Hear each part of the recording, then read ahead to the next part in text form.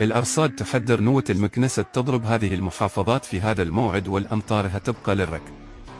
حذرت الهيئة العامة للأرصاد الجوية المواطنين من تلقبات جوية خلال الأيام المقبلة، بالتزامن مع اقتراب تعرض عدد من المحافظات لنوة المكنسة التي تعد إحدى النواة شديدة الأمطار التي تتعرض لها البلاد وتستمر على مدى 4 أيام، وعادة ما يصاحبها سقوط أمطار غزيرة مع سرعة شديدة الحرارة التي تهب من اتجاه الشمالي غربي، وما يترتب عليها من انخفاض ملحوظ في درجات الحرارة.